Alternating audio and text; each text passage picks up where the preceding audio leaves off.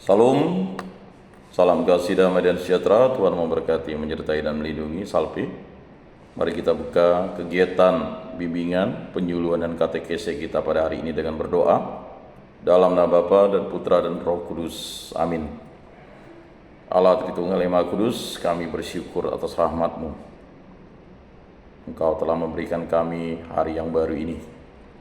Kami bersyukur atas karunia Paskah yang agung yang Engkau berikan kepada kami, sehingga kami menjadi putra-putrimu, menjadi para muridmu, menjadi Kenisa Roh Kudus, menjadi ciptaan baru, dan Engkau anugerahi karunia kehidupan kekal. Bimbinglah kami dengan Roh-Mu, agar kami semakin serupa dengan Yesus Kristus Putra-Mu. Berkatilah keluarga kami dan semua orang yang kami jumpai hari ini. Semoga dalam pergaulan dengan mereka, kami menunjukkan kebaikan seperti Engkau baik hati bagi semua orang. Berilah kami iman yang hidup, harapan yang kuat, dan cinta yang ikhlas, agar segala perkataan yang akan kami ucapkan di muka bumi ini, dan segala perbuatan kami menyenangkan hati-Mu. Tuntunlah langkah hidup kami, sehingga kami selalu menjadi putra-putri-Mu yang mewartakan kasih Kristus dimanapun kami berada. Kami akan berusaha menerima suka dan duka dengan hati yang tabah. Santa Maria Bunda Yesus, jagailah kami anak-Mu. Kemuliaan kepada Bapa dan Putra dan Roh Kudus seperti pada permulaan, sekarang, selalu, dan sepanjang segala abad. Amin. Dalam nama Bapa dan Putra dan Roh Kudus. Amin. Bapak-bapak yang terkasih dalam Yesus Kristus, pada materi kesempatan ini saya akan memberikan penjelasan, atau tepatnya menyampaikan tentang konstitusi dogmatik tentang gereja. Baik, mengapa ini penting bagi kita? Karena banyak di antara kita sebagai orang Kristiani memahami gereja mungkin belum begitu mendalam, padahal dokumennya sudah disampaikan 50 tahun yang lalu. Dokumen ini adalah dokumen Konsili Vatikan kedua, di mana dalam konstitusi dogmatik tentang gereja itu kita akan memahami misteri gereja pada bagian pertama. Terang bangsa-bangsa adalah Kristus. Karena itu konsili suci ini yang berhimpun dalam Roh Kudus ingin sekali mewartakan Injil kepada segala makhluk. Kita bisa membaca di Markus 16 ayat 15. Dan menerangi semua manusia dengan cahaya Kristus yang terpantul pada wajah gereja. Di dalam Kristus, gereja merupakan sakramen, yaitu tanda dan alat kesatuan mesra dengan Allah dan persatuan seluruh umat manusia. Karena itu gereja ingin melanjutkan arah pikir konsili-konsili terdahulu dan menegaskan lebih teliti kepada umat beriman dan kepada seluruh dunia hakikat dan perutusannya yang universal.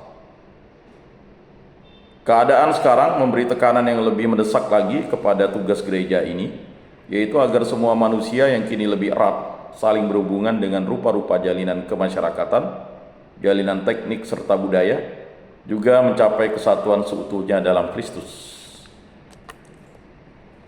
Berdasarkan pertimbangan yang maha bebas dan rahasia kearifan dan kebaikannya, Bapa abadi menciptakan alam semesta dan memutuskan untuk mengangkat manusia berpartisipasi dalam hidup ilahi.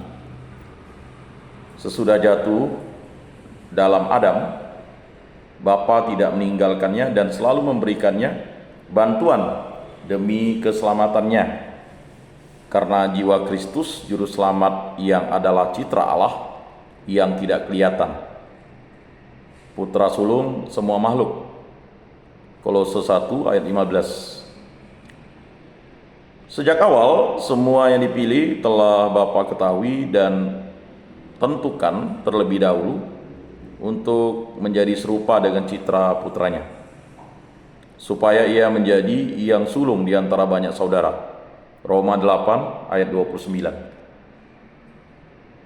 Bapa memutuskan untuk mengumpulkan mereka yang percaya kepada Kristus dalam gereja kudus. Sejak awal dunia, gereja telah dipralukiskan dan dipersiapkan atas cara yang mengagumkan dalam sejarah bangsa Israel dan dalam perjanjian lama. Ia didirikan dalam era terbaru dan disampaikan dengan curah Roh Kudus. Ia disempurnakan secara mulia pada akhir zaman. Pada saat itulah, seperti dibaca pada para pujangga kudus, semua orang yang adil sejak Adam, dari Abel yang adil sampai ke orang pilihan terakhir, akan dihimpun dalam gereja universal pada Bapa. Jadi putra datang karena diutus Bapa yang telah memilih kita di dalam Dia sebelum dunia diciptakan, dan yang telah menetapkan kita terlebih dahulu menjadi putra angkatnya, karena Ia berkenan memulihkan semuanya di dalam Dia. Kita bisa membaca dalam Efesus 1 ayat 4-5 dan 10. Sebab itu, untuk memenuhi kehendak Bapa, Kristus meresmikan kerajaan surga di dunia dan mewahyukan misteri Bapa kepada kita serta melaksanakan penebusan dengan ketaatannya. Gereja atau kerajaan Kristus yang sudah ada secara gaib berkembang secara nampak di dunia ini berkat kekuatan Allah. Awal dan perkembangan gereja itu dilambangkan dengan darah dan air yang keluar dari lambung terbuka Yesus tersalib. Kita bisa membaca di Yohanes 19 ayat 34. Dan diramalkan dengan kata-kata Tuhan tentang wafatnya di salib. Dan aku apabila telah diangkat dari bumi akan menarik semuanya kepadaku. Yohanes 12 ayat 32. Setiap kali kurban salib atau setiap kali kurban salib, dalamnya Paskah kita Kristus dipersembahkan. 1 Korintus 3 ayat 7. Ya. Setiap kali kurban salib, dalamnya Paskah kita Kristus dipersembahkan. 1 Korintus 5 ayat 7. Dirayakan di altar terlaksanalah karya penebusan kita. Serentak pula dilambangkan dan diwujudkan kesatuan umat beriman yang membentuk satu tubuh di dalam Kristus. Kita bisa membaca di 1 Korintus 10 ayat 17. Semua manusia dipanggil kepada persatuan dalam Kristus ini, Kristus yang adalah terang dunia. Dan siapa kita berasal, oleh siapa kita hidup, dan ke arah siapa kita menuju. Bapak-bapak, saudara-saudara yang terkasih, sesuai tugas yang diberikan Bapa kepada Putra untuk ditunaikan di dunia, kita bisa baca di Yohanes 17 ayat 4. Diutuslah Roh Kudus pada hari Pantekosta agar Ia senantiasa menyucikan gereja, dan dengan demikian para beriman menemukan jalan kepada Bapa melalui Kristus dalam satu roh. Kita bisa baca di Efesus 2 ayat 18. Yaitulah roh kehidupan atau sumber air yang mencuat untuk kehidupan kekal. Kita bisa baca di Yohanes 4 ayat 14, Yohanes 7 ayat 38 sampai 39. Dengan perantaraan roh itu Bapa menghidupkan manusia yang mati karena dosa, sampai tubuh panah mereka Ia bangkitkan dalam Kristus. Roma 8 ayat 10 sampai 11. Roh hidup dalam gereja dan dalam hati umat beriman bagaikan dalam bait. Kita bisa bandingkan 1 Korintus 3 ayat 16, 1 Korintus 6 ayat 19. Di dalam mereka Ia berdoa dan memberikan kesaksian tentang pengangkatan mereka menjadi putra-putri. Kita bisa baca di Galatia 4 ayat 6, Roma 8 ayat 15 sampai 16 dan ayat 26. Ia mengantar gereja kepada semua kebenaran. Kita bisa baca di Yohanes 16 ayat 13. Ia mempersatukannya dalam persekutuan dan pelayanan. Ia mengajar dan memimpinnya dengan pelbagai anugerah hierarkis dan karismatis. Ia menghiasinya dengan buah-buahnya. Kita bisa baca di Efesus 4 ayat 11 sampai 12, 1 Korintus 12 ayat 4, Galatia 5 ayat 22. Ia memanjakan gereja dengan kekuatan Injil, memperbaharuinya terus-menerus dan membimbingnya ke arah persatuan sempurna dengan mempelainya.